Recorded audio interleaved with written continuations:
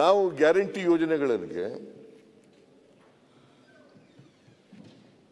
ಸುಮಾರು 52 ರಿಂದ 55 ಸಾವಿರ ಕೋಟಿ ರೂಪಾಯಿಗಳನ್ನು ಖರ್ಚು ಮಾಡಿದ್ದೀವಿ. 55 ಸಾವಿರ ಕೋಟಿ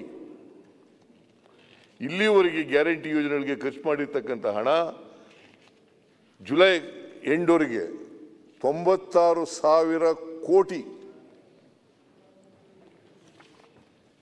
96 ಸಾವಿರ ಕೋಟಿ ದುಡ್ಡಿಲ್ಲದ ಸರ್ಕಾರ ಖರ್ಚು ಮಾಡೋಕ್ಕಾಯ್ತಿತ್ತ?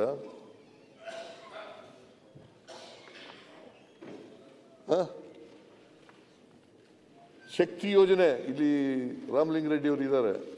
ಕಳೆದ ತಿಂಗಳಲ್ಲ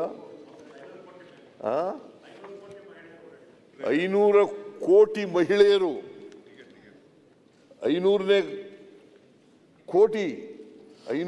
ಕೋಟಿ ಟಿಕೆಟ್ ಹಂಚ ನಾನು ಡಿ ಕೆ ಶಿವಕುಮಾರ್ ಇಬ್ಬರು ಕೂಡ ಹಂಚಿದ್ರು.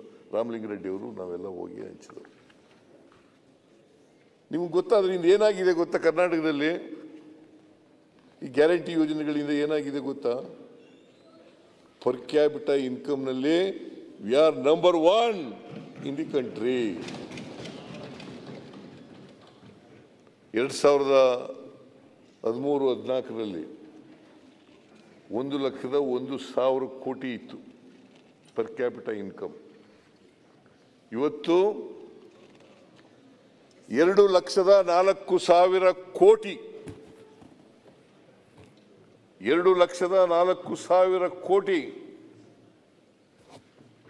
ಇದು ಹೆಂಗ ಸಾಧ್ಯ? ಇದು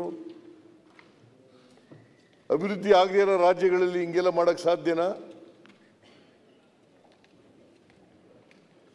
2,04,000 ಕೋಟಿ. V are number 1 in the country so far as the per capita income is concerned.